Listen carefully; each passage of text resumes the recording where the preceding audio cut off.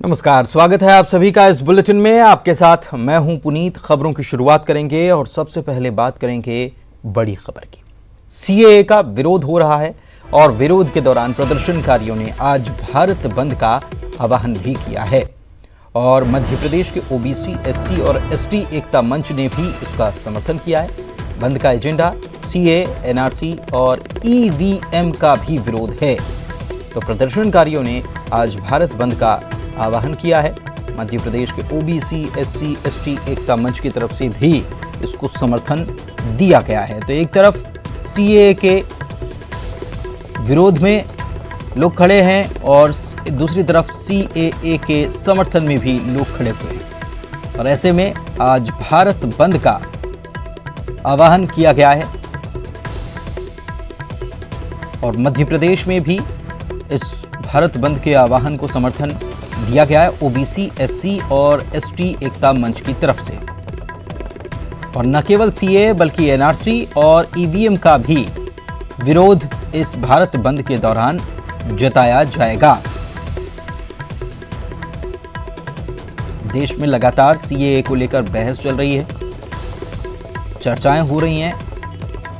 कुछ लोग पक्ष में खड़े हैं, कुछ विरोध में भी हैं और इस दौरान एक बार फिर से भारत बंद का आह्वान किया गया है और इसमें मध्य प्रदेश में भी ये देखने को मिलेगा क्योंकि ओबीसी, एससी और एसटी एकता मंच ने भी मध्य प्रदेश के इसका समर्थन कर दिया है और बंद का एजेंडा सीएए, एनआरसी और ईवीएम का विरोध है। देखना यह होगा आज दिन में कि क्या नजर आता है भारत बंद का आह्वान जो किया गया है उसके बाद, क्योंकि ये सीएए, एनआरसी और ईवीएम के विरोध में बंद बुलाया गया है।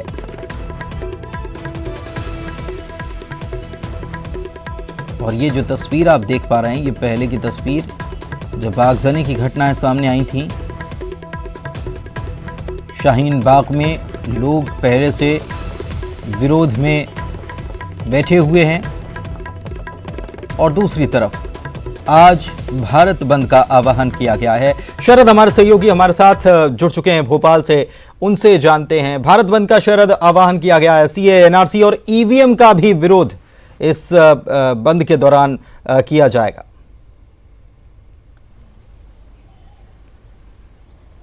हाँ बिल्कुल, देखिए आपने सही कहा है कि अलग अलग संगठनों की ओर से ये भारत बंद बुलाया गया है। राजधानी भोपाल और मध्य प्रदेश की अगर हम बात करें तो यहाँ भी कई संगठनों की ओर से ये आह्वान किया गया है कि आज के दिन दुकानें बंद रखी जाएं। व्यापारियों से कहा जा रहा है, खास तौर से जो पुराने भोपाल का इलाका है वहाँ पर कुछ जगहों पर कल पोस्टर्स भी चस्पा किए गए थे इस संदर्भ में कि आज का जो बंद है वो सफल बनाया जाए कुछ संगठनों की ओर से। हालांकि मैं यहाँ पर एक बात स्पष्ट कर दूं कि ज़िला प्रशासन की ओर से इस बात की ताकीद की गई है कि किसी भी तरीके के बंद को अनुमति नहीं दी गई है और ये बंद पूरी तरीके से गैरकानूनी है। अगर जबरन किसी ने भी दुकानें बंद कराने या फिर किसी और तरीके से बाज़ार बंद कराने की कोशिश की तो फिर उसके खिलाफ में कार्रवाई की जाएगी। तो ये अब देखना होगा जब बाज़ार खुलने का वक्त होगा 10 से 11 बजे के आसपास आमतौर पर जब बाज़ार खुलता है तो फिर देखना होगा कि आखिरकार ये जो विरोध है सीए का और जैसा कि आपने कहा भी कि ईवीएम का, इन सारी बातों को लेकर जो बंद बुलाया गया है उसका कितना असर देखने को मिलता है। लेकिन एक बात बिल्कुल स्पष्ट है कि प्रशासन की ओर से बंद को किसी तरीके की अनुमति नहीं दी गई है। जी, मध्य प्रदेश में कितने संगठन हैं जो इस बंद का समर्थन कर रहे हैं?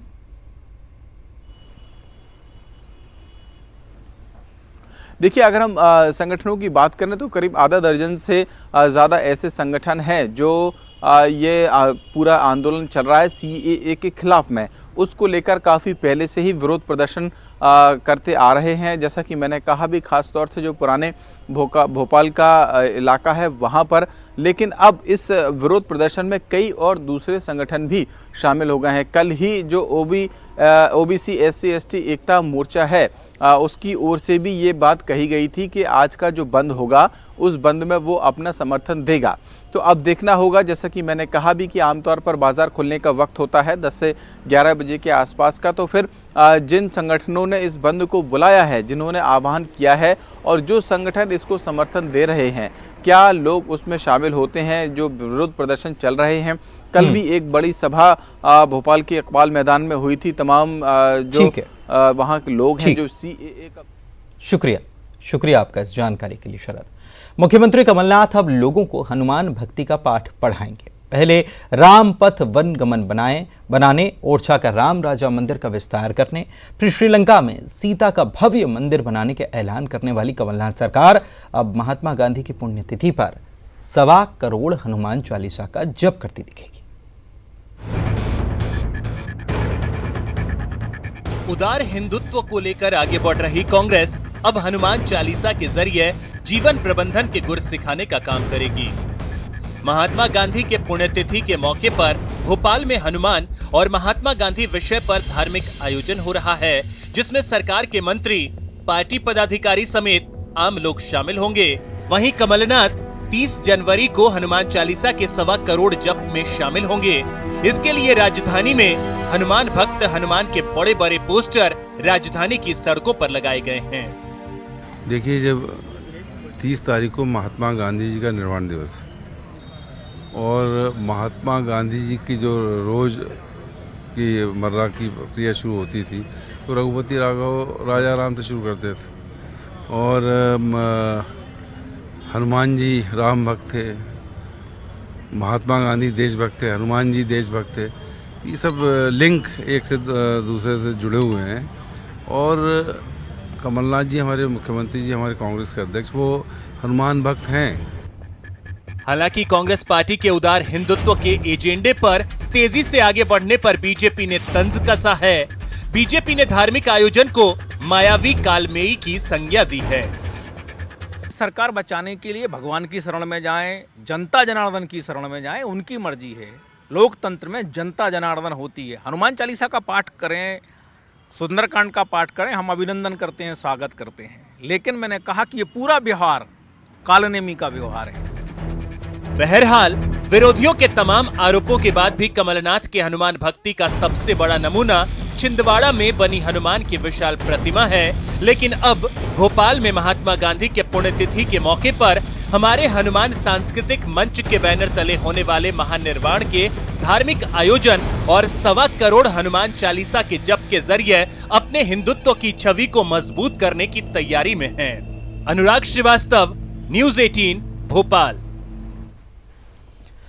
कमलनाथ सरकार ने विधायक निधि के इस्तेमाल को लेकर नई गाइडलाइन जारी की है, जिसके तहत विधायक अब गैर सरकारी संस्था संगठनों को राशि नहीं दे सकेंगे।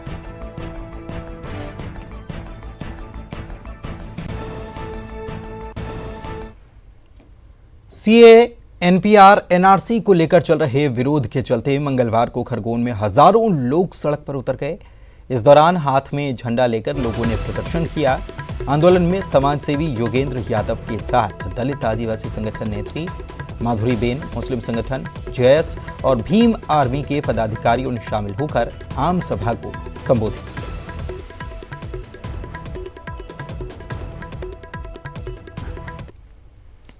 इधर सीएए पर भारतीय जनता पार्टी के विधायक नारायण त्रिपाठी के पार्टी लाइन से हटकर बयान सामने आने के बाद बीजेपी ने बयान से ही पल्ला झाड़ लिया और इसे उनकी निजी विचार बता दिए। इधर कांग्रेस विधायक आरिफ मसूद की तरफ से कहा गया कि नारायण त्रिपाठी उनके पुराने मित्र हैं और उनका डीएनए कांग्रेसी है।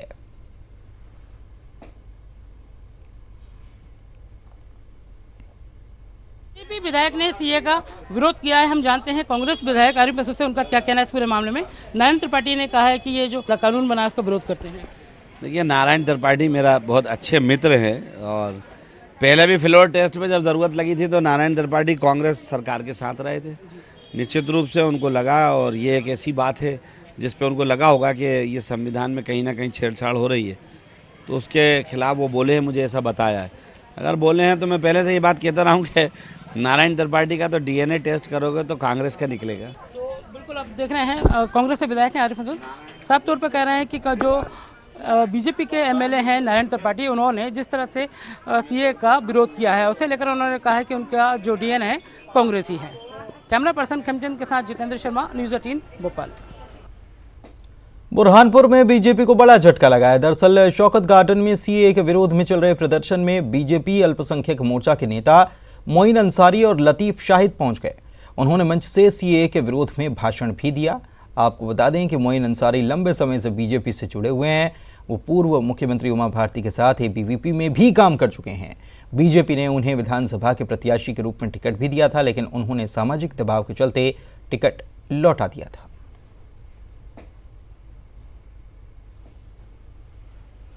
बच्चों को किसी प्रदेश और देश का भविष्य कहा जाता है, लेकिन मध्य प्रदेश में बच्चों का भविष्य सुरक्षित नहीं है। प्रदेश में बच्चों के अपहरण के मामले साल दर साल बढ़ते जा रहे हैं। यहां से हर रोज करीब 22 बच्चे लापता हो रहे हैं।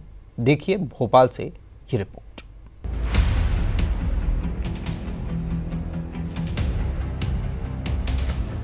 राष्ट्रीय अपराध रिकॉर्ड ब्यूरो यानी एनसीआरबी की रिपोर्ट के अनुसार 2018 में बच्चों के अपहरण के मामले में मध्य प्रदेश तीसरे नंबर पर है।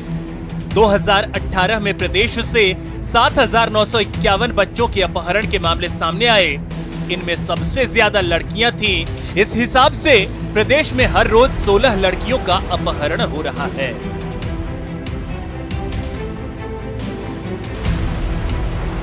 अवयस्क लड़कियों का अपहरण बड़ा चिंता का विषय है और इसमें सुप्रीम कोर्ट के भी कई निर्देश हैं और पुलिस विभाग प्रशासन के भी निर्देश हैं कि महिलाओं के बारे में पुलिस को बहुत सख्त और जागरूक कार्रवाई की आवश्यकता है।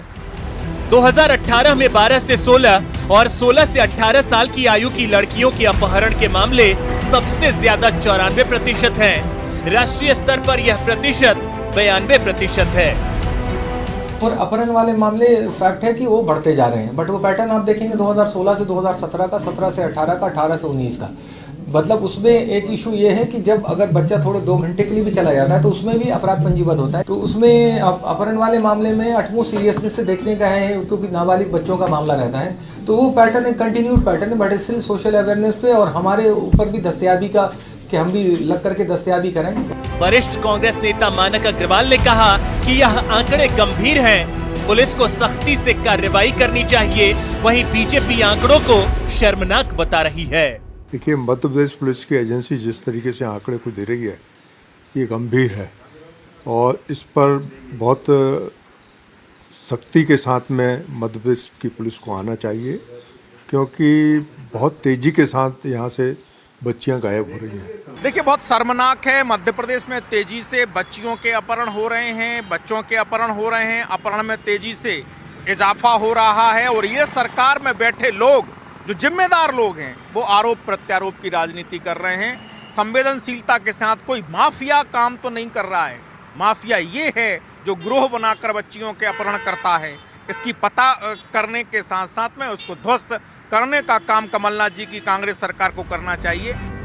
आंकड़े बताते हैं कि मध्य प्रदेश में बच्चों का भविष्य सुरक्षित नहीं है। प्रदेश में बच्चों के अपहरण के मामले पर सरकार और प्रशासन को ज्यादा सोचने की जरूरत है। न्यूज़ 18 के लिए भोपाल से मनोज राठौर की रिपोर्ट।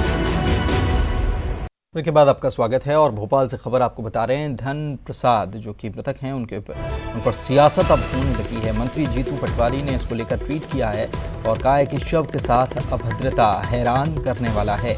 बेशर्मी और निर्लज्जता का ये चरम है और भाई से भाई को लड़ाने का ये प्रत्यक्ष प्रमाण है। बीजेपी पूरे देश में फूट डालने का काम कर रही है। जीतू पटवारी की तरफ से, मंत्री जो हैं उनकी तरफ से धन प्रसाद की मौत पर जो सियासत हो रही है उसको लेकर उन्होंने ट्वीट किया है और कहा है कि शव के साथ अभद्रता बड़ा हैरान कर देने वाला है। बेशर्मी और ये निर्लज्जता का चरम है। भाई से भाई को लड़ाने का ये प्रत्यक्ष प्रमाण है और बीजेपी पूरे देश में फूट डाल रही है। मध्य प्रदेश हाईकोर्ट ने बड़ा फैसला देते हुए 27% ओबीसी आरक्षण पर रोक लगा दी है। अब एमपीपीएससी की भर्ती 14% ओबीसी के आधार पर होगी। हाईकोर्ट के इस फैसले को सरकार के लिए बड़ा झटका बताया जा रहा है। हाईकोर्ट के आदेश के हिसाब से अब 14% से ज्यादा आरक्षण नहीं मिलेगा। वहीं मामले पर अब अगली सुनवाई 12 फरवरी को होनी।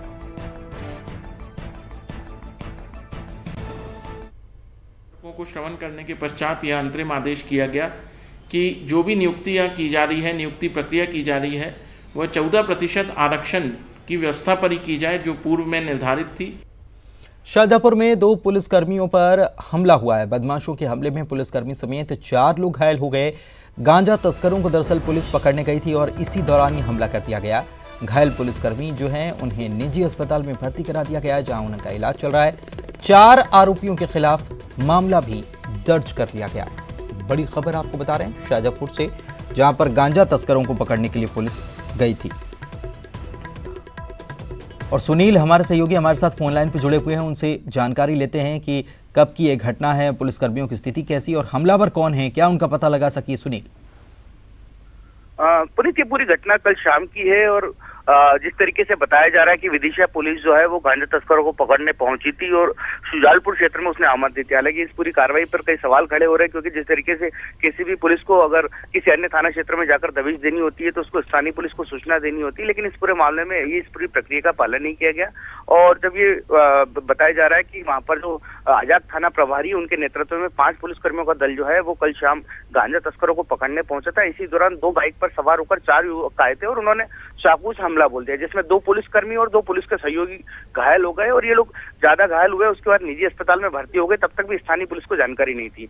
स्थानीय मीडिया के मार्फत पुलिस को जानकारी मिली। उसके बाद स्थानीय पुलिस पहुंची और पूरे मामले की जानकारी ली। हालांकि स्थानीय पुलिस ने जो है आरोपियों के खिलाफ मामला दर्ज कर लिया है, लेकिन जिस तरीके से दूसरे थाना क्षेत्र में जाके इस पूरी कार्रवाई को अंजाम देना और आरोपियों के द्वारा हमले में घायल हो जाना, ये एक बड़ा सवाल खड़ा करता है। और साथ ही किस तरीके से अपराधियों की भी हौसले बुलंद है, जिस तरीके से उन्होंने पूरी वारदात को अंजाम दिया।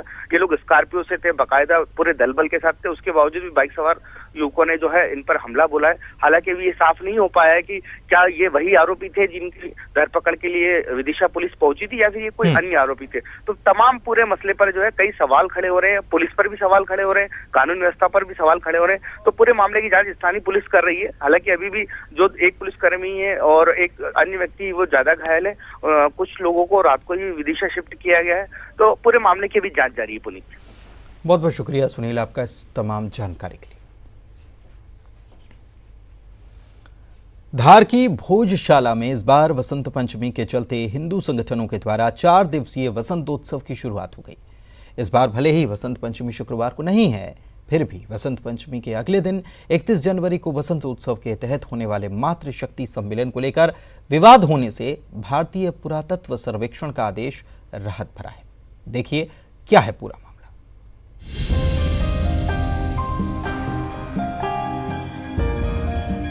हर साल की तरह इस साल भी धार की भोजशाला में 4 दिवसीय भोजोत्सव प्रारंभ हो गया है। मंगलवार को भोजशाला खोली गई और इसके साथ ही बसंत उत्सव की शुरुआत हुई। आज बाबा खाटू श्याम की भजन संध्या है।